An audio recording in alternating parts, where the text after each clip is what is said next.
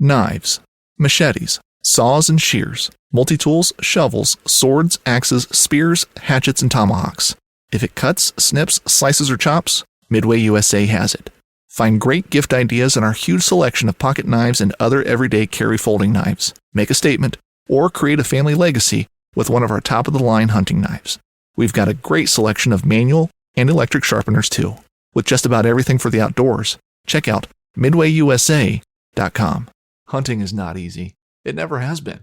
It takes dedication, motivation, a lot of patience, and quality gear. If you manage a food plot, put up stands, or need just one more game camera, we can help at midwayusa.com.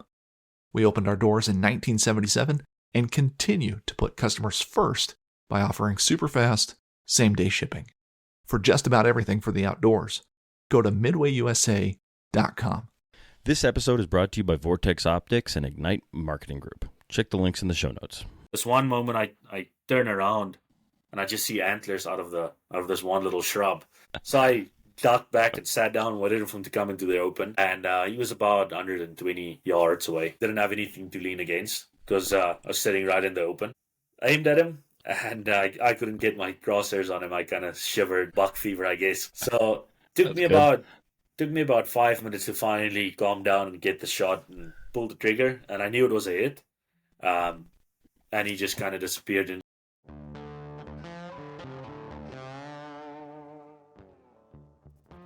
Howdy, folks, and welcome to the Hunting Stories Podcast. I'm your host, Michael, and we have another great episode for you today.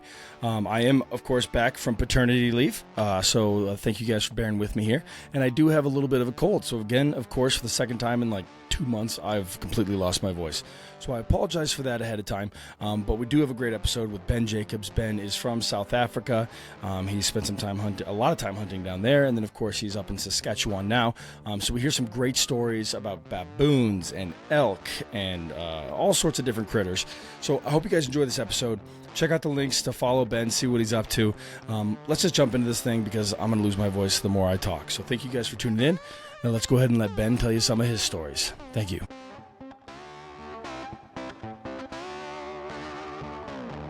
All right, Ben, welcome to the Hunting Stories Podcast, brother. How are you?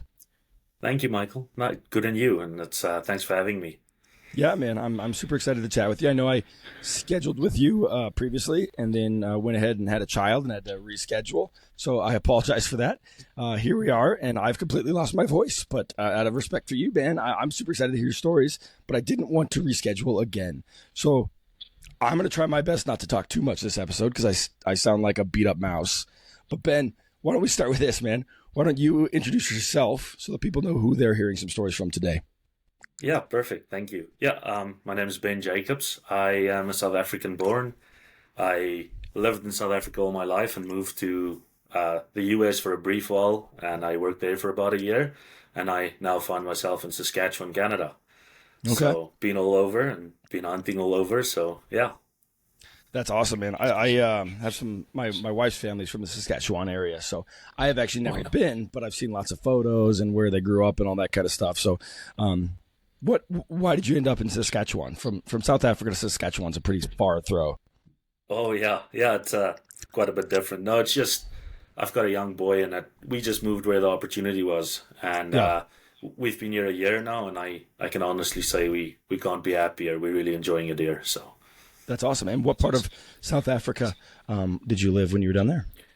So I was originally born in the Free State. That's kind of the northern part. And then as I got older, we moved down south, and I ended up in the Western Cape just before we moved out 2 years ago. I was living in the Western Cape. Okay, cool. Yeah, it's funny. Yeah. I don't really talk about this much, but my third most listened or country that listens to me the most is New Zealand. Before is South Africa. So there's plenty of people listening. They'll be like, "Oh, okay, I know where this guy's from." I'm not all that familiar, but thanks for sharing. But man, let's dive right into it. I know you got some stories for us. I'm sure some really interesting ones, being you're from South Africa, but why don't you set the stage? Yeah, I do have a couple of interesting ones. One animal charge, but I'll get to that. So yeah, the first story, first memory I have of hunting, I know I hunted before that quite a bit. I started when I was young with my dad and my grandpa. Okay. And so one story I can remember, I was about 15 years old, and my grandfather had a little farm in the northern part where I was born, the Free State, and he had plenty of free-range kudus on his land. So anyone that likes hunting knows what a kudu is, and it's a very sought-after animal. So what do they call it? The something ghost? Yeah, the gray ghost. The gray ghost. That's a cool name for an animal. But yeah, I heard I hear they're tough. Oh yeah, well this story would prove that. So okay, let's keep going. We ended up going up there for about 2 weeks. My dad, myself, and my brothers, and my brothers aren't, but not nearly as much as I do. And my dad and me, we like it a bit more. So for about 2 weeks, every morning you would wake up at 5, go into the field, try to find fresh tracks, and we found tracks every day. So they were definitely moving there. And for the full 2 weeks, we were looking for them every morning, every afternoon. And I saw one once standing right in front of me and picked up the gun, couldn't find it in the scope, and it disappeared. We never saw it again. We never found tracks. Exactly. So anyway, we keep looking, and we were there for 14 days, and about day 12 or day 13, I can't remember, we walk and we find a duiker. That's a small antelope we have in South Africa, and being that we hunted for about 2 weeks time and haven't seen anything, my dad tells me to shoot it. So I shoot this smaller antelope and phone my grandpa on the pickup, and they come to fetch us. They expecting to load up a kudu bull, and they come and they see this small little I don't even know if it was 50 pounds. Well, definitely not 50 pounds. Like those are the ones that have like the weird like vent on their face or their nose. Yeah, right underneath their eyes. They kind of have ducts. Yeah, those are super weird little critters. Yeah, so I shot this one, and I wasn't a very big one, but the thing that sticks out to me about this story is my grandpa walked up and I shot it right in the head because it was pretty close. And that was the first memory I have of hunting, because he walked up and he started laughing because it's not a kudu. But he shook my hand and told me, well, at least it was a decent shot. So yeah, that's awesome. That was the first hunt I can remember with my grandfather. And then after that, I went every school vacation I went back to the farm and tried. And up to this day, I've never shot a kudu. So, oh wow, okay. They're crazy.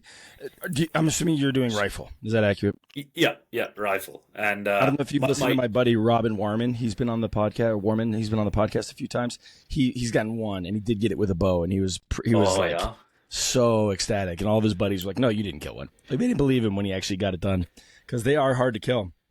Oh yeah, and the thing is just how they can disappear. It's just amazing. Yeah. And the funniest part of the story. So that was on day 13, and butchered it and all that, and we ended up going. My grandpa had trail cameras in the field, so he sends us out the last night. The next morning I'm flying home, so the last night he sends me and my aunt. He says, go fetch the camera, and of course it's still shooting light and whatever, but we don't take a rifle with us. Oh no. So we go up there, and I shid you not, right underneath the tree that the camera is on, there's 5 bulls. Not even 100 yards from us. So we stood there and watched them for a while, and they just kind of ran off and jumped the fence and turned around and looked us up and just kept on grazing, like within 200 yards of us. Gosh. So I feel like that's a lesson every hunter needs to like learn themselves. I've done the same thing where I was elk hunting and I set my rifle down, went to the other side of this rock to have lunch, and then a herd of elk run by, and I'm like, where's my gun? Like, I haven't seen elk the entire trip, and as soon as I do, my gun's 20 feet away from me. It's just you learn that even if you're gonna go take a crap, take your weapon with you. Yeah, and that, like you said, it's a lesson everyone needs to learn, and if you hunt long enough, you'll definitely learn that lesson. So I know you're a big bow hunter, and one of my favorite quotes, I don't know the quote exactly, so I won't even try it, but it's Fred Bear had a quote that said, if you focus only on the animal taken in the hunt, then you miss the whole story. Stuff like that, where you see the animal but you still didn't get a chance, I'll remember that for the rest of my life. So that's what it's all about. Your first story is a perfect example of that, man. I don't know how many stories I've heard on this podcast where people had this great event that's in their life, but really nothing happened. They saw the animal they were going after. They tried. They put in the effort. They had a great time, but not necessarily killing anything. That's not really the whole point. Exactly. And yeah, so like I said, every year until my grandpa passed away, I went to the farm and hunted, and we hunted together. Never got a kudu, but I remember I think it was 2 years after that I went up there and looked for kudu, didn't find any. But on day one, we found a warthog, and my grandpa told me if you want to shoot it, there's plenty of them around, and they do a lot of damage to crops. So I shot one of them. And next day, the afternoon, we went around and looked for kudu again, found another warthog, shot another warthog, and it went on and on for about 2 weeks' time. I was there. I shot 3 of them. I remember the last one I shot. My grandma told me if you shoot another one, then you're walking home. so I stopped after 3. But what I can remember after that was so every pig that I shot, my grandpa butchered a sheep to get some fat and other meat to mix in to make some sausage and stuff. And smart. It cost some money. So I remember the day we were working in his kitchen on his table, we were working the meat, and I told him, "Oh, I'm sorry about all the extra cost, and I wouldn't mind covering some of it." And that's a special thing he told me, and that I think that's what kind of draws me to your podcast as well. He said that I should just remember after he passes away, the only thing that keeps him alive is the memories we make. Yeah. So we I've got so many memories of him. Like I said, not even getting anything, but just spending time with him in the field. And another funny one with the kudus in mind. I love it. Was my grandpa wore hearing aids because he lost hearing when he got older. So this one day we walked out and sat down, posted, and I saw the bull coming. But he said he wants to shoot a certain one. I can't just shoot anyone. So I asked him, can I shoot this one? And he lifted the binoculars looking in the other direction, and I called out and asked him again, can I shoot? And with his bad hearing, every time he would just reply with, huh? And louder and louder and louder, and finally it spooked, and we never got a shot on it. And afterwards he asked me, why didn't you shoot? So I was like, I was waiting for permission from you, but it never came. Yeah. So that's too funny, man. Now I understand why you went hunting so many times and never killed a kudu. Yeah. But that's great, man. Yeah. That's great. That's a great memory to have. Yeah. And so South Africa's famous for dangerous game and all plains game and everything, like I'm sure you know. But I've never been on a dangerous game hunt in the sense of lion or buffalo or anything like that. I've been with people, but I've never shot one myself. But the closest to there was two times we got pretty close to danger in the field. And on this one warthog hunt, the second one I shot, I knew the farm pretty good from hunting there every year. So we were on the back of a pickup when we were driving, and I saw the pig running, and it's a pretty nice open field, but there's one cluster of trees in the middle. So we went right into the bush, but I knew if I could run into that cluster, it's an open field on the other side. So he passed right through. So if I can go stand inside the bush, I'll probably pick him up and get a shot off. So I jump off the pickup and run around there and right into the bush. And I'm so focused on looking through the bush to see what's on the other side that I don't realize he's still bedded down right in front of me. So I stepped down probably, 30 inches from him. And he ran the one way, I ran the other way. And luckily he ran into the open field. So I ended up getting a shot at him. And he's the biggest one I've ever shot. So that's awesome. Nice big tusks. That's 30 inches from him. That's crazy. I don't know who got the biggest fright, me or him, but that was a scary one. Yeah, I don't know if I've told this story on the podcast. I'll keep it short because otherwise I'll lose my voice. But again, my friend Robin, I went elk hunting with him this year. And it was like our day 2 or day 3. We're not really sure, but we sit down for like a little bit, like post-morning kind of powwow. What are we going to do? Like, all right, let's head into this dark timber. And we just start walking. Robin doesn't have a tag. He's squirrel hunting, so he has his bow. But Robin has this tendency to be at the front. And I'm constantly telling him, like, man, if you're at the front, you're going to run into an elk, and the people in the back are the ones with the tags, and we're not going to be able to shoot it.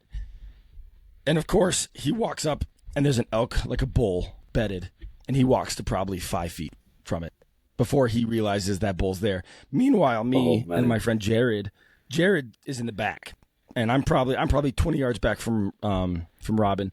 Jared's 5 yards back from me, And Jared's like, bull. And so like I stop right away, but Robin doesn't hear a thing, and Robin just keeps going, busts that bull. Fortunately, I had the like wherewithal to like bring out my call, threw it in my mouth, and got the bull to stop. But of course, right behind a bunch of trees. And so Jared never got a shot. But similar to your story, Robin, man, he was really close to kicking that bull right in its cheeks, man. It's crazy how when you're just marching along, you can miss such a big animal sometimes. Yeah. I'll get to that story later, but it happened this year with me with a bear as well. So. Oh, okay. I was going to ask if you did any hunting out here now that you moved out west or to the. Yeah, I was fortunate enough actually. When we first scheduled, I haven't done any hunting over here, and then between that time and now, I was fortunate to fill my tags both for elk and whitetail. So I got my first whitetail buck. Thank you. Yeah, that's a new experience for me. Like the whole tagging system and everything. It's a new experience, but I really enjoy it. So.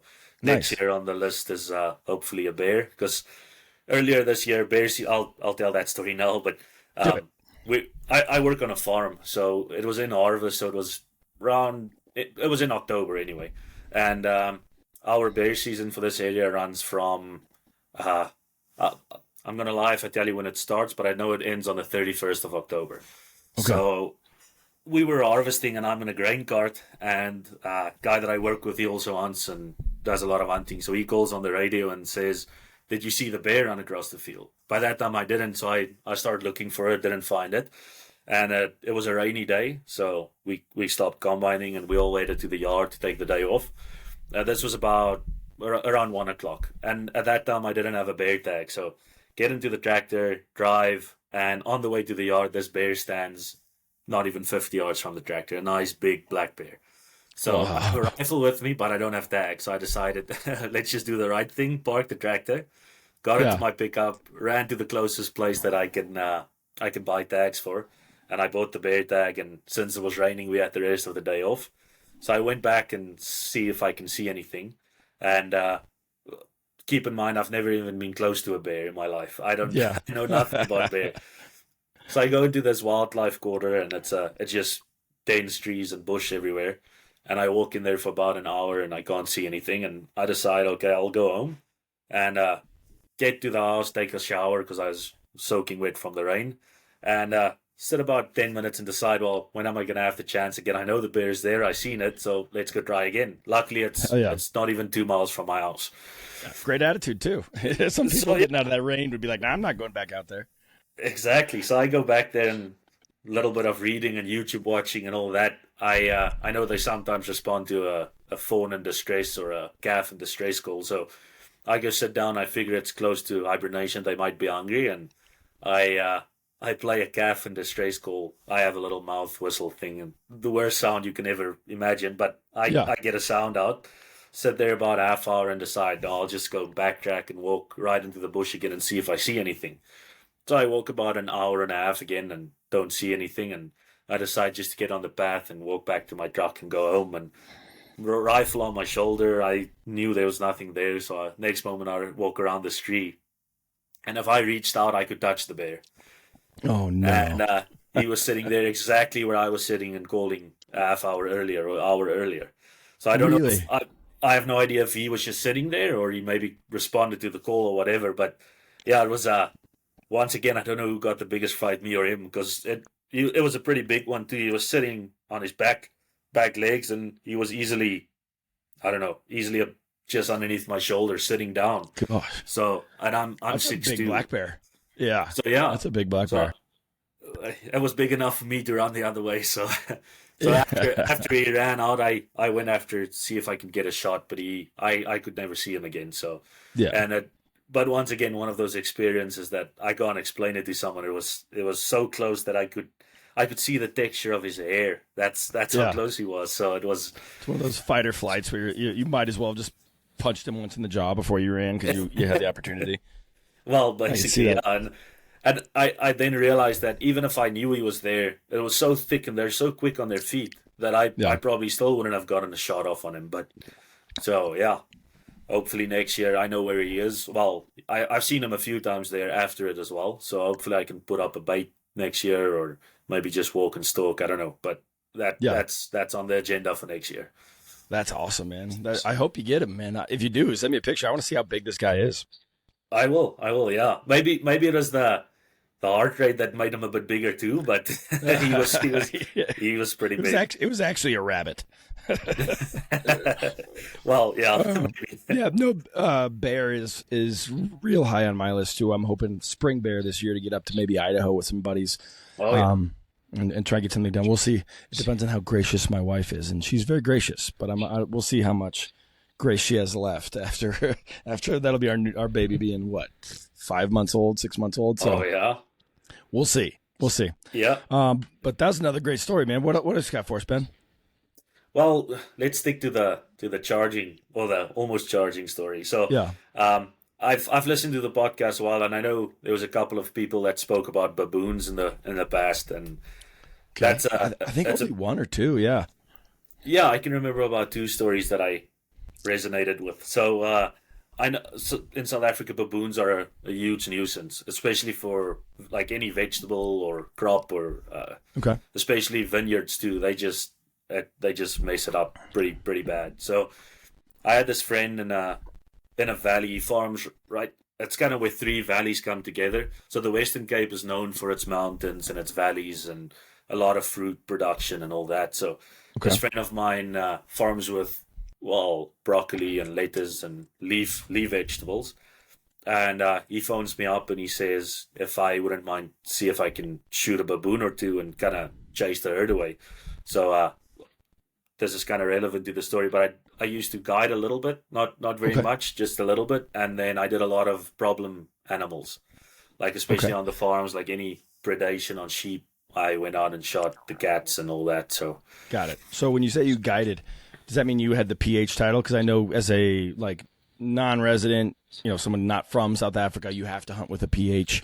Are you a PH, or were you like someone that was with the PH? I was busy with my PH course. I would have done it a couple of months later.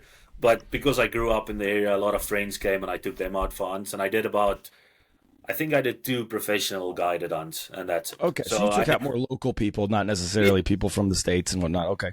Yeah. Can I ask, I've never asked this to anyone before, and I've never thought about it, but what does it take to become a PH? Like, you said there's a course. What's the whole process look like? It's normally a 2 or 3 week course, depending on where you go. And in that course, they take you through the tracking. I don't know if you've seen, but South Africa, especially the indigenous people, they are real good trackers, like amazing. So we'll never in the history of the world. Yeah, we'll never be that, but they kind of show you some tracks, and they take you through the measuring of the not antlers, horns, all the species. You have to be able to measure it, and basic information, like you have to be able to judge through your binoculars if it's a trophy animal or not. And so they take you through very basic stuff like that. And at the end, the place that I would have done mine, then you team up with a partner in the class and you take him on a hunt and he takes you on a hunt. You kind of guide each other, and you have to get him close to an animal and stalk up to it and tell him when to shoot. And they just check that you do the responsible thing and all that. So I never got quite that far, but on the farm that I grew up on, unofficially, like all my friends and family members and family of the owner, and everyone came, and because I love hunting, so I did it all the time. So I knew where the animals were, I knew what to do, and I always took them out to hunt. Okay. One more question about that, and then I want to go back to your story. Are there any prerequisites? Like you can't be the president of the United States unless you're born in the United States. Not a great example, but you understand my point being that do you have to be from South Africa, or is there any other specifics to being a PH, or is it just take the course and you're a PH? The only prerequisite is you have to have, so we have something called firearm competency. So to get your license for firearms, you first have to go do a test that declares you competent to handle a firearm. That takes about, with the waiting time now, it takes about 6 months. So you do a theoretical course that you have to write test on, and then you do a practical where they just see if you can handle a firearm safely and that. So you do that, and after you pass that, you get your certificate, and they actually make you a card from the police. And so you need to have that before you can become a PH. Okay. I actually went through that process in Washington, because in Washington, to hunt, you have to do the same thing. And I think in Colorado is as well. So But very Okay. interesting. Okay. Sorry to derail your story. No, not at all. So yeah, so actually on this hunt, I invited a friend of mine with. Uh, he also loves hunting, and he heard I'm going to shoot some baboons. He's never shot one, so I told him to come with. And at this time, I had a few rifles, but the one I always shot with all the animals I've ever shot in South Africa, I shot with my 243, and I hand loaded it for it. So it was a custom rifle, and yeah, that's a different story. But anyway, so this friend of mine phones me and says the baboons are really making trouble in his crops. Do I mind come shooting? So if you go shoot baboons, you always you shouldn't shoot the biggest male because they keep the rest in track. So if you shoot the biggest male, it's a breeding frenzy, and then you end up with more baboons than you did. So you always try to shoot the younger males and the older females. That's kind of what you try to shoot if you want to get the herd down. So we ended up, they're very, very clever. So if they see you without a gun, they don't mind you, they just sit there. But the moment you have a rifle with you, they know what a rifle looks like, and then they spook. So it's crazy. Amazing. It's like hunting hairy people, man. That's crazy. Yeah, it is similar. So I knew this farm too, because I've been hunting on that for a while too. So the crop field's kind of down in the valley, and then there's a road that goes up to the mountain, and then they feed in the mountain during the day, and then they come down in the evening and come down to the crop, and as well as in the early morning. So we decided to be there as early as we could, and we knew if we kind of spooked them from the bottom and we made our way up the mountain quick enough, there was one little vantage point where you can stop, get out, and lay down, and you can shoot them as they come up. So we tried it, and we got, I think, one coming up, and then they kind of disappeared. So we drove around and followed them, and we met up with the herd again, and we tried shooting them, but at that stage they were like 500 yards away. So we managed to get two more, and because we were three people shooting, the owner, me, and the friend of mine. So by law, the farmer is allowed to shoot one per day with the rules over there, and then he can get permits for troublemaking ones too. So he had a couple permits, and the farm was kind of where three farms meet together too. So the neighboring farmer said, if you can shoot one on his land, just shoot it. Yeah. So we shot one. I knew I hit one, and she went into a little, like a slough with cattails and stuff. So we woke up because we just wanted to make sure everything's dead, that we didn't want to wound anything. And the friend of mine walks on the other side of the slough, and I walk on this side. I've got at that stage, I had my 303 British rifle with me, just for short range, and I gave him the 243. So we were walking. We knew we hit her because we could see her fall down and stand back up. So we tracked her for a while, couldn't find any blood, and she was just gone. And I have to admit, my tracking isn't very good either, so I might have missed a few. So finally, we get to this little slough where we last saw her, and he's on that side and I'm on this side. And the next moment, we hear the cattails move. And he's kind of ahead of me, about 10 feet or so ahead of me. And she comes out charging him, like straight on towards him. Ugh, so they got some big teeth. Oh, man. I'll send you that photo too. I've got one I shot, and I held my 243 casing next to its canines, and the canine's the same length as the round. So that's pretty big. So yeah, don't get bit by a baboon. I'll tell you that. No thanks. No, definitely not. So she charges him, and it's kind of, I don't want to shoot because he's in front of me. So it takes a bit of running around. He runs back, I run forward, and finally get a shot off. And I shot her right from the back and dropped her instantly. But at that stage, she was 5 or 6 meters from him. So that was pretty close. Gosh, man.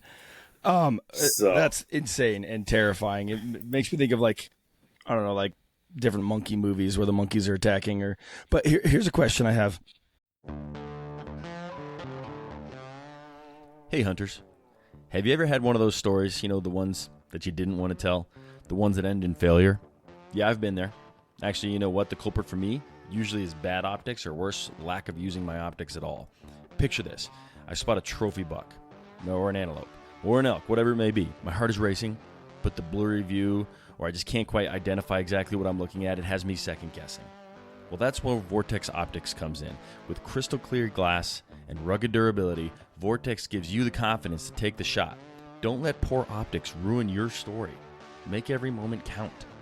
Upgrade to Vortex and turn your hunting tales into triumphs. Visit vortexoptics.com today. For almost 50 years, Midway USA has been America's go-to source for just about everything for shooting, hunting, and the outdoors. Go to midwayusa.com to see our latest deals and promotions and take advantage of our super fast same-day shipping. If you need a cooler, a new fishing rod, another rifle, ammo, or a reloading press, you can find it all at midwayusa.com. Thanks for your business.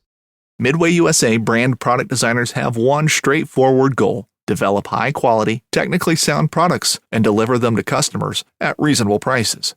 If you are immersed in the shooting sports industry and pay close attention to every single detail, you know our products are built right and stand up to everyday use. Who has shooting mats and range bag systems to hunting clothing and just about everything for the outdoors? Log on and shop 24/7 with super fast shipping. MidwayUSA.com. What do you do with the animals? I know that they're a nuisance animal. You're getting rid of them to help the farm more than anything else. But have you ever eaten it? I'm thinking Indiana Jones, like a brain soup or something. I don't know. But do you guys do anything with them once they're done, or just taxidermy or whatever? The baboons, normally we just, where you shoot them, you kind of leave them because it's way up in the mountain anyway. I shot a nice male and I took the head and I had a Euro mount made out of it. And I know people who have eaten them. I kind of stay clear from that. I don't know. Yeah. There's a lot of things I'll eat, but I don't think I'll eat that. So a little too close to human, kind of, maybe. I don't know. Yeah, and they do eat any rotten thing, and so it's not a very clean animal in my opinion anyway. So I wouldn't eat that. Yeah, so I'm just curious. Yeah. Yeah.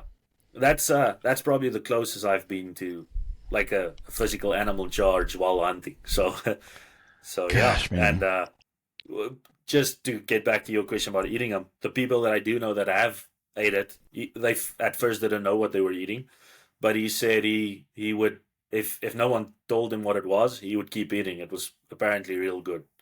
Oh, really? That's a surprise. I'm assuming you got to cook it like well done, because they eat meat, right? Baboons will eat whatever. So you got to cook it well done to make sure you get rid of all the nasty stuff that could be in there. Yeah, so they had a roast that they made in the oven. He visited some workers that worked for him, and they offered him, and he thought it was, we eat a lot of lamb and sheep in South Africa, and he thought it was a leg of lamb. So he dished up, and after his second bite, they told him it's baboon. So he said he finished the bite he had, and he didn't take any more, but he said it was actually pretty good. So I wonder why I didn't keep eating, but well, who knows? He didn't get sick or anything, did he? No, never got sick or anything. No. That's good.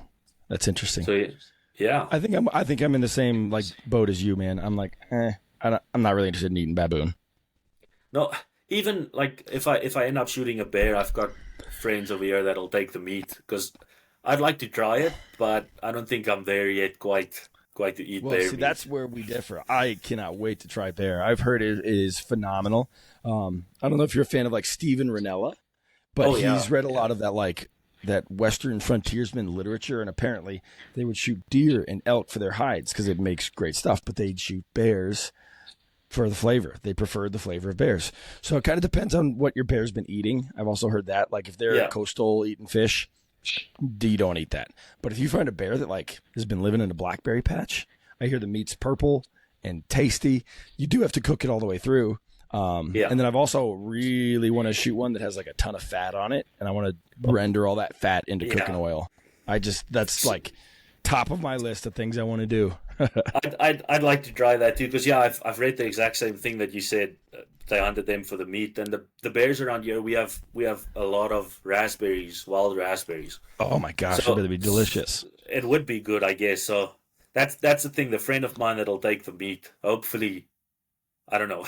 I'll have a taste when I give it to him. I don't want to waste it, but maybe the next bear, because we can have 2 tags for bears in Saskatchewan. You can have the first tag and the second one.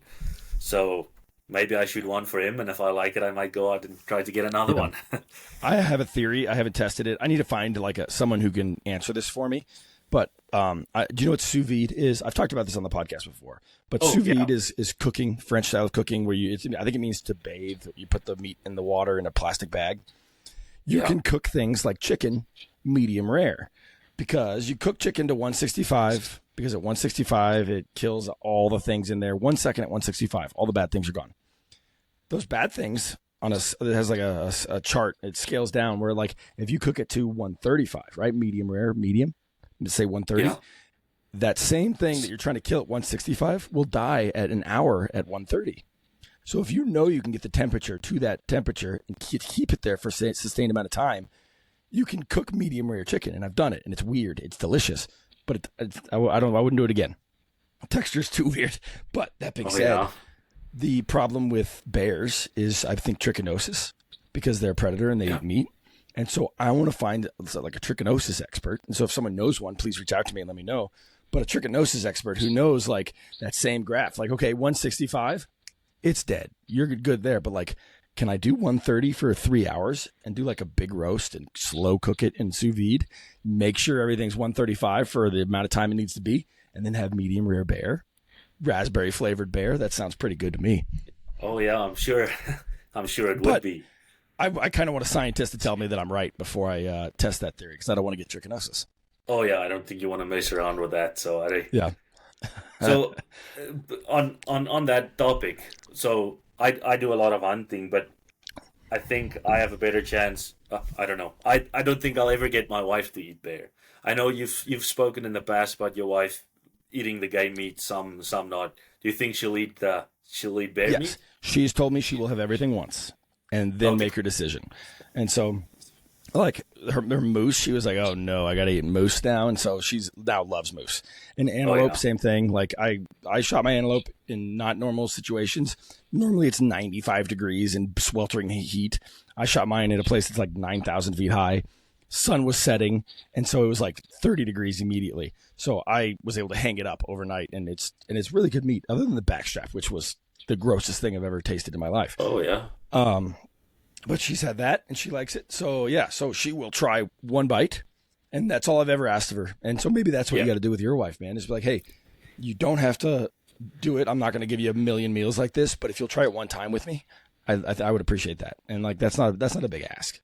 No, and I have to admit she's been good in that sense. The same friend of mine with the baboon, he used to come visit on weekends on the farm, and we would shoot anything we could and try to cook it up. So she's had her fair share of questionable stuff too. Yeah. If I tried to serve my wife baboon, she'd divorce me. I'll tell you that right Yeah.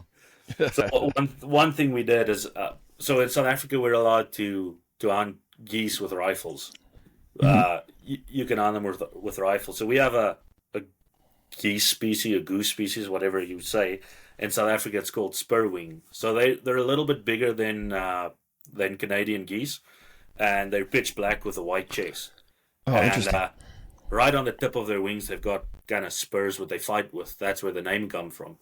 And what we used to do is we'd shoot plenty of them, and you just de-brace them, and you take that brace and you kind of tenderize a little bit, cut it into medallions, and you take some flour and egg and kind of make a breaded crust, and you deep fry it. And at first she wouldn't eat that, and if you cook it right, you wouldn't know the difference between any venison and the bird meat. So Yeah. we did plenty of that. So that's one thing she didn't want to eat that I think she would eat again. So Yeah, I think my wife, she grew up in Texas, and I think she had a lot of meat that wasn't well cared for. So she's like, no to whitetail, no to ducks, no to geese. And I'm like, hey, when I haven't really gone after those critters since we've been together. I've only shot one whitetail and I think one goose.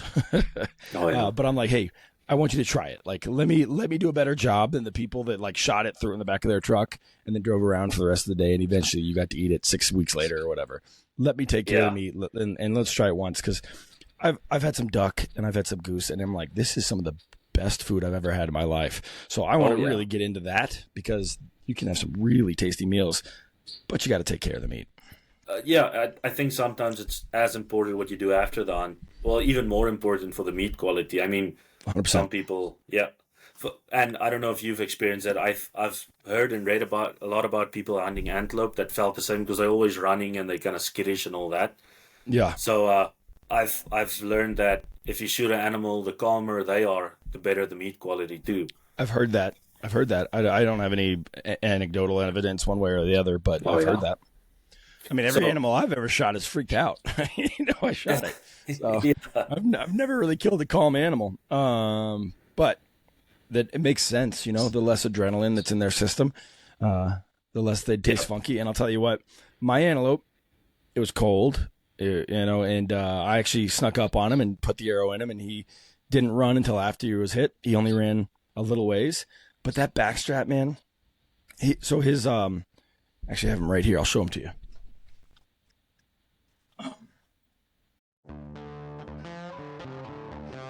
Running an outdoor business is a grind.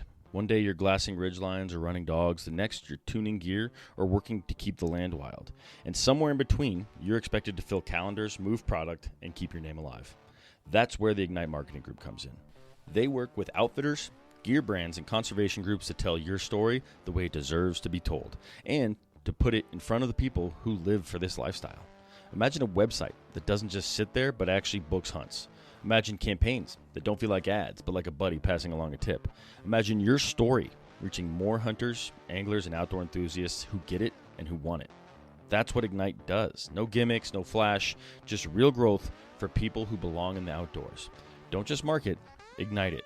Learn more at ignitemarketinggp.com/outdoors. This episode is brought to you by... Oops! I've got a box of Cheez-It crackers staring at me, and I just wanted that irresistible cheesy crunch. Sorry, that was a total snacksident. What was I supposed to be talking about? So salty, so crunchy, so cheesy. Whoops! Lost my train of thought. I've heard of brain freeze, but brain cheese? I'll just have one more Cheez-It cracker, and then I'll get back to it. Vitamin Water Zero Sugar has great taste, zero BS, and obviously zero sugar. For those with zero room in their calendar, zero patience for slow walkers, those who get 0 hours of sleep on a Saturday night, have zero filter, zero given, and zero interest in grabbing a plain, boring water. Grab a delicious Vitamin Water Zero Sugar today.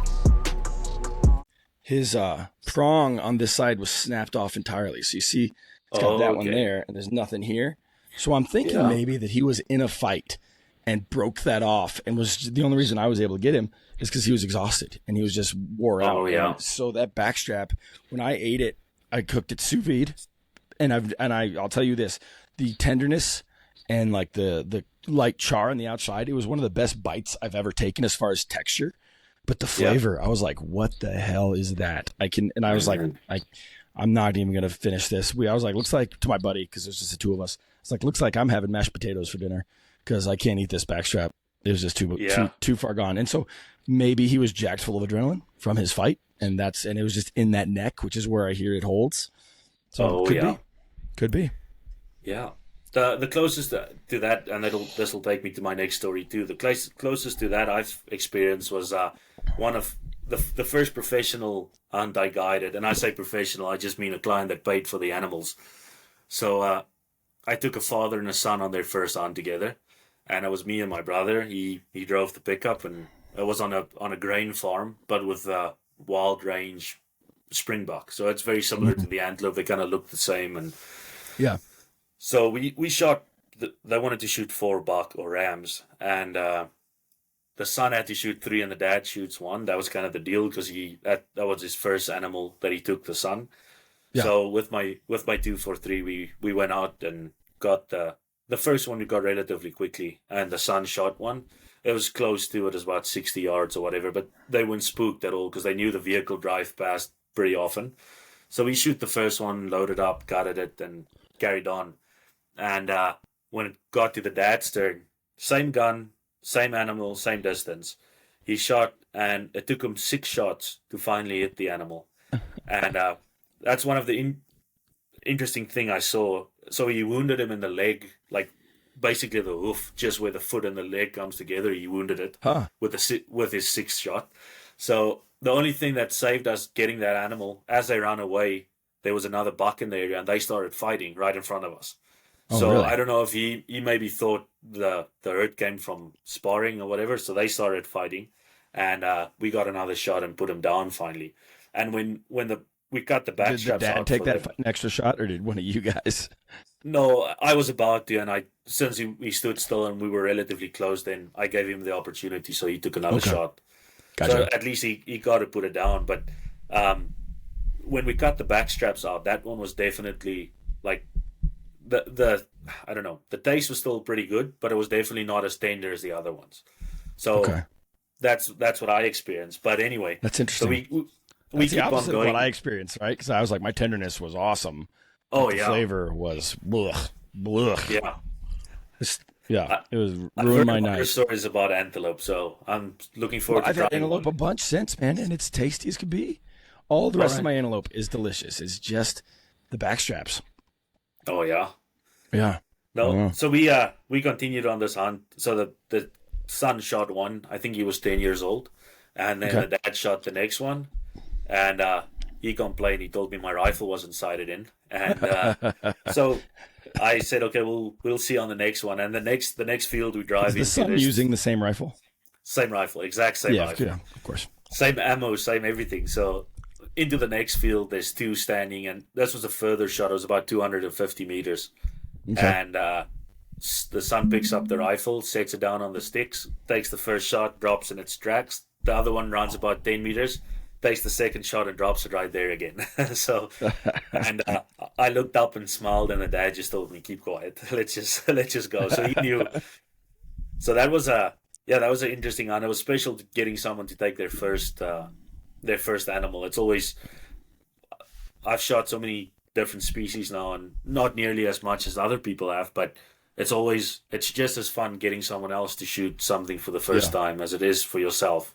It's the more people you can get into hunting, the better. That's awesome. It's also so that little guy you went hunting with, he was a crack shot, man. He just dropped three. His dad taught him well. His dad didn't know what he was doing, but taught him well. Yeah, 3 shots, 3 animals, and all dropped within 10 meters from where he shot them. So that's amazing. Yeah, that's really amazing. Really, really cool to see. Yeah. And so how did you end up guiding people? Like, you didn't have your PH necessarily, but like, how did those people end up? Was it just like, hey, I know a guy, let me introduce you to Ben, and then you took some people out, or how did that all work out that for you? Yeah, so a friend of mine had an outfitter business. So outfitting in South Africa is a little bit different. You still have to have an outfitter number and all that. So I used to part-time work at a gun shop, and I met this guy that had an outfitter business, and he was catering for overseas hunters. So he didn't always have the time or the place to take local hunters, like a father and a son or something. So we kind of got talking to him, and he sent them my way. So it was not by any means a professional guided hunt. It's just I knew the farm, I knew where the animals were. They paid the farm owner for the animals, and I just went along. And at that stage, I wanted to get into guiding and do my PH score. So I figured as many hunts as I can do, the more recommendations I have, the better for the future. Okay, so, got it. Yeah. Very cool. All right. And then cool. I used to work for the farmer too. So he had, like I said, it was a grain and a sheep farm, but there was plenty of game on there. So I used to work for him. So they come to a point where the numbers are just too many, because all the predators in the area, they'd rather take a lamb that's easy to catch than a wild antelope. So the numbers just got insane. So then he told me, this is the amount I have to take off in a year or whatever. And we arranged with him and paid, and we hunted a few off there. So gotcha. So did you get paid to kill them, or did you have to pay him to kill them? No. So the client bought the animal for a set price. Oh, yes. And he paid the farmer directly, and then they would give you, like, they would cover the vehicle cost and the fuel and all that. So okay, got it. I never charged for my PHing, if I can call it that, because I wasn't a PH at the time. So gotcha. we just charged enough for covering the animal cost and the vehicle, and that's it. Gotcha. But as far as helping out the farmer, like, you didn't have to pay him at all for the animals. They paid. No. The hunters paid. But like, when you went out there and, he's like, please help me, please take some of these animals off of this. Okay. So a lot of animals we just shot for him as well. He would tell us we need to take 50 off and whatever, and then we would go and shoot them. And that just stayed. He processed the meat and everything. So this was just kind of he never let like many hunters on his land. But if it was something like a father and a son, he had a good heart in that sense. And so yeah, that's cool. Yeah, it was pretty interesting. Awesome, so, man. Yeah, awesome. Well, what else you got? So yeah, I'm just looking through my list over here. So the other one on the same farm. So after I came back from, I told you I moved to the US for a little while. I was working in Nebraska. So South Africa has a kind of a agreement with them that you can work on a farm visa type thing.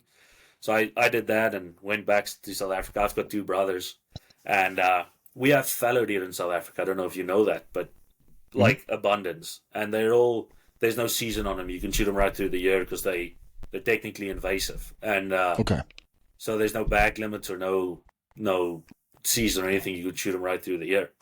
Let me ask you a question here on that. Yep. So I thought that there were no bag limits or seasons for anything in South Africa. And so you're saying that they're invasive, which makes sense. That's what invasive in Texas and Colorado and most U.S. states. There's really no seasons. Just go ham. But what are not invasive and has seasons in South Africa? So yeah, technically you can hunt right through the year in South Africa. But if you want to outside of season, then the farm has to have a permit, and it has to prove that it is fenced off for there's no breeding with wild game. It's still wild, but it's within their fences. So the farm would have to have a permit that you can shoot right through the year. But if it's on a normal farm, there is a season for everything. There's a general hunting season. You can shoot everything in that season. But it's I'm not even sure about I did not know that. That's very interesting. Okay. Yeah. So the fallow deer you'd like to shoot anytime. So me and my brother, my younger brother, he's never shot a fallow deer at that stage. I have shot a few by then. Never a nice buck, but anyway. So we go out one night just before dark and finally find him a nice big one. He's probably the biggest one we've ever shot on that farm, except for it didn't have antlers because it already shed its antlers. But body-wise, it was phenomenally big and the meat was real good. So he shoots that one. And my dad and myself, we got the time to shoot. He shot first and then I shot one and then my dad shot one out of the herd. So we got a few down. And my older brother, he also worked in the States by then. So he was not back to South Africa yet. So that was about a week or 2 before he came back. So when he came back, now everyone shot one except for him, and he's never shot one. So he says, "Yeah, we'll have to get him one too." So by that time, I knew my brother and myself knew we were going back or leaving South Africa again soon. So we only had a limited time to hunt. So we made the most out of it. We hiked every night about. We had a route that we walked, and it was about 11 kilometers. So it'll be. I'm not even sure in miles what that would be. 5.5, somewhere in there. Yeah. No, so that's not right. Either way, we hiked that. Yeah. Anyway, we would hike that. It's probably close to 10 miles. Let's call it that, because it was about a little bit more than 11 kilometers the way we walked. So we walked it every night and saw a few, but never in shooting range. And on the final night, we came back. We passed right through this one, like kind of creek. And there was nothing there on the way there. And 2.5 hours later, when we turned back, they were feeding up this creek. And there was a huge buck, like a really nice one in there. So I tell my brother, we had 2 rifles with us. I left my binoculars in the truck for some reason. So I give him the nice rifle and I tell him, well, second from the left, there's a big buck and you see him through the scope. And he looks through the scope and he says, yeah, you can see the antlers and it looks like a nice one. He's going to take the shot. And I tell him, I just want to get in position to look through the other rifle scope and then tell him if he misses or whatever. So I get in position, and what I don't see is the 2 deer swap around. So the bigger buck goes off to the far left, and the young one stands in the middle now. And I don't know how he missed it, but it was the perfect hunt, the perfect stalk, the perfect everything. And he takes the shot and it drops right in its tracks, and we're all pretty happy. And we walk up there and it's a little spike. The horns are this big. And the big one just runs right over the hill. So that's too funny. it was still a pretty good hunt, but just the way everything worked out perfect, and he takes the wrong one. It was unbelievable. So Yeah. I always like when I hear stories about hunts going not bad, but kind of Yeah. the opposite direction. So I thought I'd tell that Yeah. one. I enjoy that. That's amazing, man. I can see some of my buddies doing exactly that, where there's like a big, herd bull, and they shoot the raghorn on the back. I could see my buddies doing that. So that's a great story. Yeah, that was pretty funny, but it was a good time. Yeah, dude. Still, I assume you still give him shit about it too, right? Like you found a way to. Every time you see him, like, oh, there's a nice big one. You want to shoot that one over there instead? Oh, every time. He'll probably listen to this podcast too, so There you go. he'll be a little bit upset. But that's something. Well, he's welcome to come on and tell his version of the story sometime. I love getting the other side of the story. Oh yeah, yeah. All right, well, let's keep going, Ben. What do you got? Oh, I could tell this one too. Yeah. So the same spot, just a couple of months later, the exact same gully where he shot the small one. Like I said, I've never gotten a big one up till this stage, and we were looking for a few because we knew they were in the area. My dad and myself, we would go in the evening and take a drive, and in the mornings. Okay. And one of the sheep, the workers that fed sheep in that specific field, he phoned me the morning and he told me he's seen a nice big buck there. So at that stage, I was working about a half hour away from my dad's house. So afternoon after work, we got on the truck and we went out there, and we saw some, but we never got a shot on them. But luckily it was a Friday afternoon, so I spent the weekend at my parents. And next morning I went out and we saw them again once, and I took a shot at them, but I went completely over its back because I thought it was way further than it actually was. So he disappeared into this gully. So I got out. Yeah, you guys use rangefinders? I assume you do, but now I do. I do. Yeah, that's funny. I've grown in that sense. Yeah, there's a lot of things. My dad's the kind of guy. He always hunted open sights, iron sights. So he never had a scope or anything. And he's a really, really good shot too. So it just happens naturally for him. Yeah. So growing up, he would never spend money on a scope or spend money on a rangefinder. So that's kind of how I grew up until I got my own money, and I decided, no, if you can make it easier, why not? Yeah. So it's a good skill set to like build up, especially as a young kid. Like have that idea of yardage or whatever meters, whatever you're shooting, and being able to shoot an iron sight. That's good skills. Yeah. I'm definitely glad I'm glad I can do it, but I'm glad I don't have to. So there we go. That's right. So my dad drops me off at this one part and says I could, because I already spooked him with a shot that I missed. So he's into the bush somewhere. But throughout the years, I've learned. At that time, I've probably shot 5 or 6 of them, and I've learned that they don't often. Like very often when you shoot at them, they won't just disappear. They kind of hide. They're really, really good at hiding in plain sight too. So I shot at him, and it was him and maybe 5 or 6 more of them, like a couple of does and a couple of young ones, and they all went into this gully. So I walked down after him, and on my way down, I stepped right next to a bush, and a fawn jumped out. So I knew they were still in the area. They didn't leave. So I dragged back, kind of sat underneath a rock, and probably sat there for about half hour or so, just scanning the field and just waiting for something to come out because I knew they were still there. Never came out. So I decided, okay, well, this is kind of the same 5-mile hike I have to hike back home now, kind of cursing myself all the way because you just missed the biggest one that I've ever seen. And I walked down this. You could see there was water at one stage. It's dried up by this time, but the water washed away some of the bushes and stuff. So I walked into this little, it's not a riverbed, but let's call it that. So I walked down that and just looked behind me a couple of times, didn't see anything. And this one moment I turn around and I just see antlers out of this one little shrub. So I knew he was, so I ducked back and sat down and waited for him to come into the open. And he was about 120 yards away. So I picked up the scope, didn't have anything to lean against because I was sitting right in the open. Aimed at him, and I couldn't get my crosshairs on him. I kind of shivered, and don't know, buck fever, I guess. That's So took me good.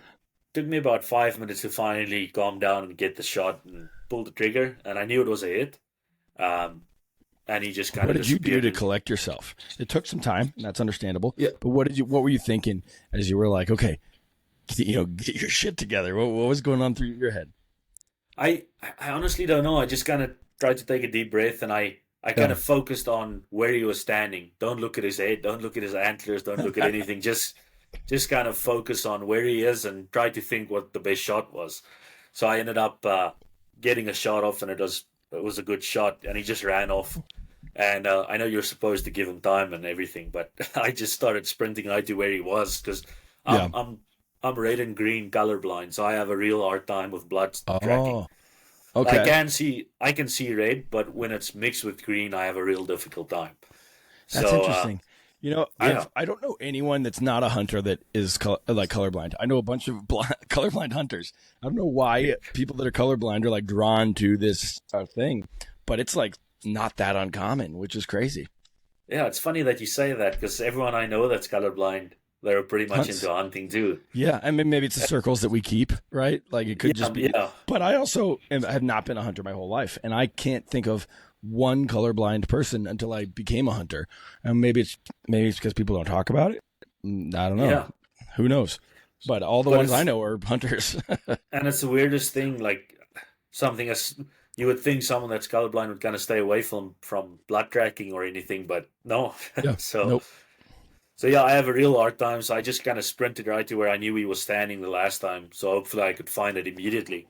And before I could even see where he stood, I saw him laying in a bush. So luckily he ran off a little Okay. bit. And, That's awesome. He fell down, and I got to take a couple of pictures. Obviously, I was alone, so I kind of took selfies with this. So the biggest one I've ever shot, I don't even have a nice photo with it because I had to kind of lean the antlers on my lap and take a selfie with it. But it was fun until I had to drag it out. So Yeah, that's funny, man. My axis deer, one of the bigger deer I've ever shot, and I was like, how do I take photos of this thing? So I just started a video and set it on my backpack, and then I just like maneuvered a bunch, and then I took a bunch of screenshots of the video because I was like, I don't know how else to do this. So, but I have a really awkward video of me like manhandling a dead deer. yeah, I'm sure. Like, so I finally got it, and that's it. But now with the photos that you say, the video this year, well, it was about 2 weeks or 3 weeks ago when I got the opportunity to shoot my elk. The same thing. I was all alone in the way back of this one field where no one can drive in or anything, and I got a shot of maybe 20 minutes before legal light ended. So I knew I had to get her gutted and get everything out before it gets real dark, and at least get her to a spot where I can pick her up with my truck later on. Yeah. And the rush and everything, I kind of totally forgot to take a photo of the elk. So I've got one crazy little photo with my rifle on the side of this elk. So, but I can tell you that story too. So we have a draw season for elk and now in Canada it's divided into wildlife management zones, they call them. Okay. So each zone is different, and we don't have an open season on elk, but the zone that I am in, we have an extremely large population of elk in the area. Like, I guess because I'm working for a grain farmer too, you can actually see the damage they make, and it's real damage. And so the government of Saskatchewan had opened an antlerless open season, just a week season this year for just getting the numbers down. In retrospect, they could have probably handled it a bit better because instead of focusing on the damage zones, they just opened it up for almost most of the zones. So a lot of elk populations that didn't have any damage or anything, or they weren't enough to make damage, they also got hunted. But I didn't feel bad participating in the area that I am in because I've seen the amount of damage they make. So I got permission from a colleague and a neighbor, and went hunting on his land. Kind of, it's right in between some government land too, so it was a perfect opportunity to hunt that. So went out the first morning on opening day, and I spooked them, and that's the first time I ever heard that a elk kind of barks when they spook. Yeah. So that was really interesting.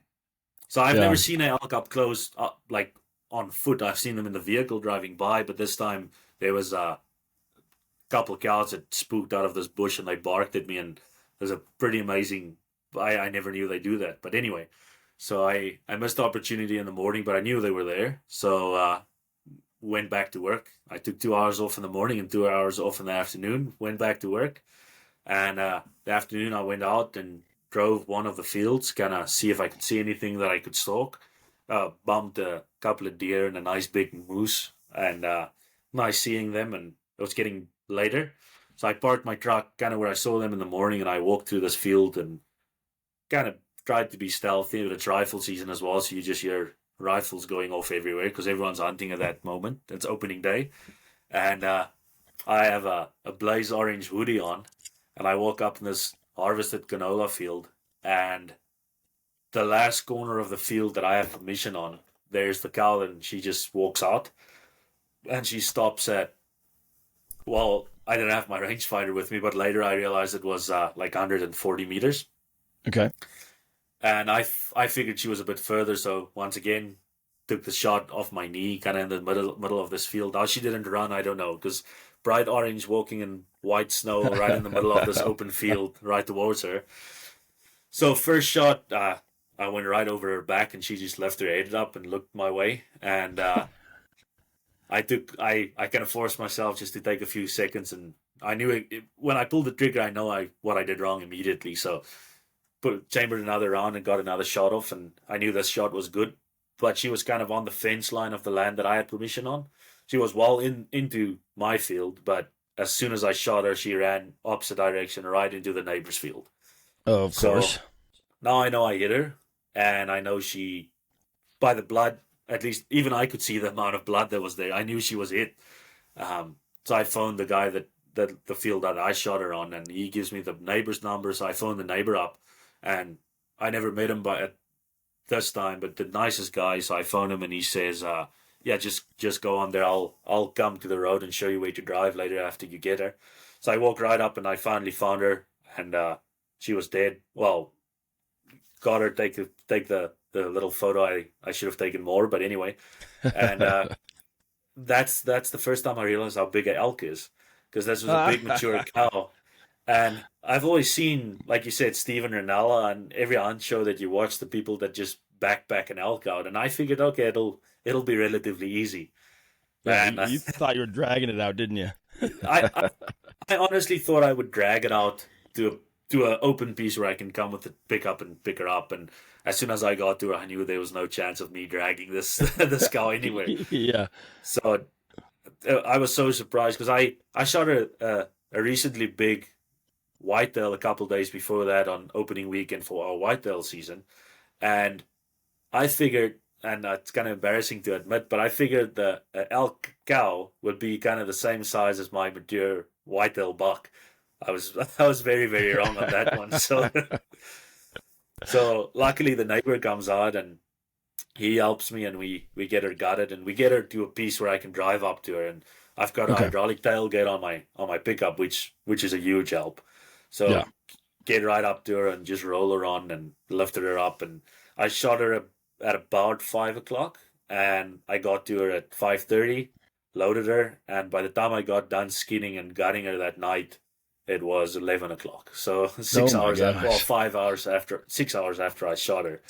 So I realized how much work. Did you even have a knife on you? Because like some guys, like, this is my plan, I'm going to drag them out, and they don't even have a knife. Did you have a knife? So I did not have a knife on me. No. I knew it. Because when I start my pickup, I had a set of hunting knives with me that I carry in my pickup. And when I stopped the truck, I knew I thought I was going to be back to the truck way quicker. I didn't think I was going to get anything, especially not that far. So then I had to hike all the way back to the truck. And I got lost on the way back, and it took me like a half hour longer than I should.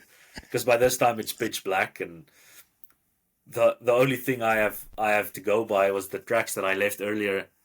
Yeah. But then I got lost on the morning's tracks in the snow in the afternoon. Oh gosh. So but anyway, I got to the truck eventually and drove up, and the neighbor was waiting for me, and he helped me load her, and I've processed her, and the amount of meat that comes off that animal is amazing. It's amazing. Yeah. It's So, really yeah. amazing. How does the because I've never seen like a kudu live, but like how big is a cow elk to a kudu? So that was my train of thought was exactly that it was kind of the same size. They're similar in height, but the elk is a lot heavier and much more meat interesting. on her. Yeah, Huh. Okay. because I've seen Interesting. kudu cows up close, and a friend of mine shot a big kudu bull, and the amount of meat he got off that bull wasn't even close to what I got off the cow.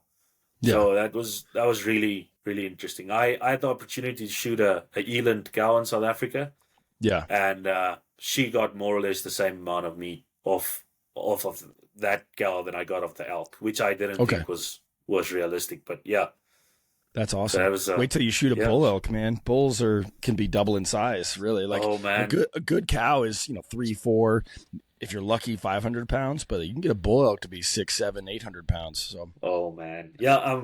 I've been putting in for draw. Well, last year for the first time. I'll definitely be putting in again this year. And funny thing, the next morning, so all the guys that I work with and the guy that I work for, we all had a hunt planned for the Friday, and opening day was on a Thursday. So I got lucky and shot my cow on the Thursday afternoon. So the Friday we all had a hunt plan. So I said I'd still go with them. I just didn't carry a rifle, but I could still help them load or whatever. Yeah. And we didn't see a single cow, but in this one very thick pasture land that we hunted that day, we tracked and we walked, and I turned around because I have a tendency just to turn around and look behind me every time. And I didn't hear a single thing, but when I turned around, there was 2 bull elk that crossed our tracks right behind us. Oh, wow. And you only have everyone cow loved- tags, of course. Exactly. So everyone had their rifles up, and they immediately saw the antlers. The one was a decent bull. I didn't count points or anything, but just the size of him was amazing. And the other one was a little spike.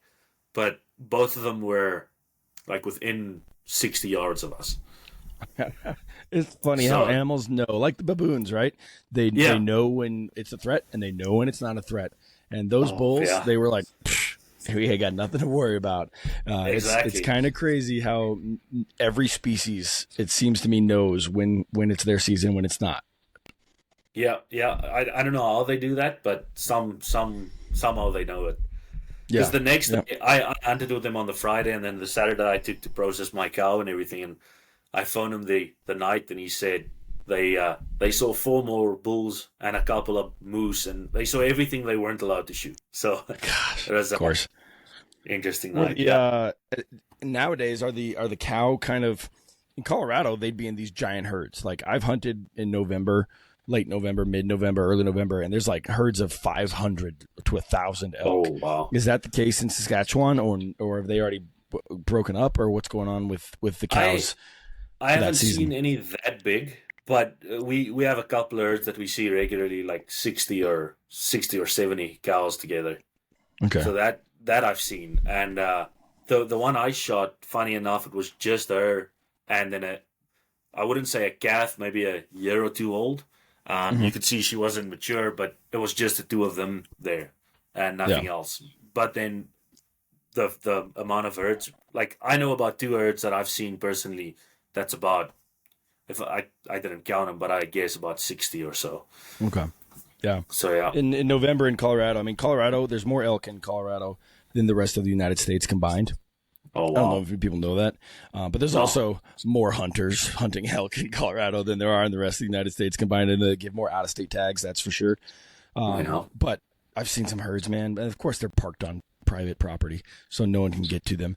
But just looking out, like there'll be a line of orange on the public waiting for them to get there. They shoot one, and then they're just locked on that public for a week, and you can just look out there whenever you want. You'll see 1,000 elk out there. It's just insane. Man, no, I've never seen anything like that. Yeah, I mean they're a mile away, but it's like this moving blob of and they're just bundled up, just taking the weather because it's awful weather out there. Then, Ben, you got any more for us? I know we're about at the time. I want to be respectful of your time and my voice, but you got any more stories for us? I think that's all of them that I can think of right at the top of my head. I know the moment we hang up, I'm probably going to think about 4 or 5 more, but okay, perfect, man. Well, let's do this then. Let's save those for another day. I want you to get that bull tag. You kill that bull, and then I want you coming back on, and we're going to talk about it. All right? Perfect. All right. Do you want to share any socials, any way that people can kind of see what you're up to, or do you just want to walk off into the Saskatchewan sunset? Yeah, I'll share a few things. If anyone's interested in hunting in South Africa, I know a lot of friends that still do it, and the difference between a good time and a bad time is the person that takes you out. So I believe that, yeah. I don't have any affiliation with them, but I do have a work email address that I'm happy to share, and anyone that wants information can contact me on that. I'd be happy to share that. So yeah, and then my brother and I just recently started doing something small. It's still very small, but I had so many trophies in South Africa that I couldn't bring with to Canada when I came over, because you can, but it takes such a long time. So we've been doing little replicas of the skulls, just Euromon, printed Euromon. So yeah, if people want to give us a follow, that'd be great. We just started it off, so that's cool. What platforms? For now, just on Facebook. We're real early yet, so hopefully we get Instagram and all that. Yeah, I don't do the designing or anything. I help my brother measure the antlers and all that, but that's it. He does all the designing, and that's called Tag Twins on Facebook. Okay. I'll put links to. I'll get your email. I'll get all that stuff, and I'll put all that in the show notes. So if anyone's interested in following up with you, Ben, man, all they got to do is just look below. Perfect. Yeah, and then my email address that they can contact me is just ben.rsa.hunting@gmail.com. Like I said, it's not a business by any means. It's just I know a couple of people that do a good job over there. So if anyone wants to go hunting in South Africa, I recommend it highly. And just get the right guy, and I can put you in contact with that. So awesome, man. Awesome. Well, Ben, thank you so much. One, for being patient as I rescheduled with you, and went on paternity leave and left you waiting for over a month. And two, for my voice. But man, thank you so much for coming on. You had some great stories. It was really fun to hear the stories from South Africa to Saskatchewan, and man, I appreciate you. Yeah, thank you. I appreciate it. Yeah, I found your podcast in harvest season when you sit in the tractor all day long, and it's really interesting. I'm all caught up with the new ones. So I'm listening to the way old ones now. So perfect, man, perfect. Well, I'm excited to hear that, man. Well, thanks again, man. Appreciate you. Yeah, appreciate it.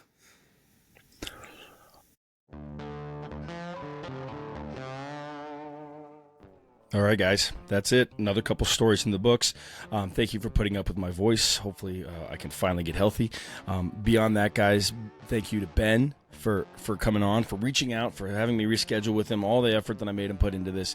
He didn't disappoint. We had some amazing stories today, so thank you, Ben. I really do appreciate you. You listeners, thank you guys for tuning in. I do this because I keep getting great feedback, and apparently some people are enjoying what we're doing.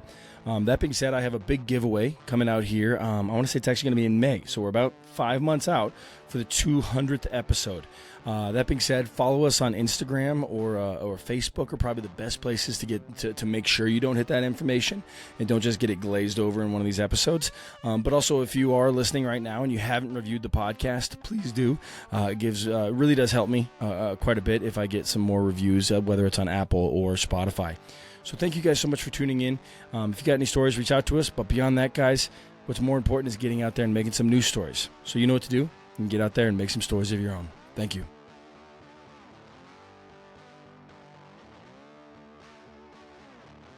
Hey, Ryan Reynolds here. Wishing you a very happy half-off holiday, because right now Mint Mobile is offering you the gift of 50% off unlimited. To be clear, that's half price, not half the service. And Mint is still premium unlimited wireless for a great price. So that means a half day, yeah? Give it a try at mintmobile.com/switch. Upfront payment of $45 for 3-month plan, equivalent to $15 per month required. New customer offer for first 3 months only. Speed slow after 35 gigabytes if network's busy. Taxes and fees extra. See mintmobile.com. Discover Mercer Labs Museum of Art and Technology in New York City, where creativity meets innovation. This holiday season, immerse yourself in a world of interactive exhibits, digital masterpieces, and unforgettable experiences. Whether you're with family, friends, or exploring solo, Mercer Labs invites you to see art and technology in a whole new light. Get your tickets now at mercerlabs.com and redefine your museum experience. Have you ever been interested in intellectual, stimulating conversations around hunting, sustainable use of wildlife, conservation from all corners of the world. If that sounds like something that's right up your alley, you need to subscribe and listen to the Origins Foundation podcast, formerly Blood Origins. Having the conversations that matter the most with vegans, vegetarians, commissioners, and people that just are curious around of what sustainable use of wildlife really is. Listen to the Origins Foundation podcast.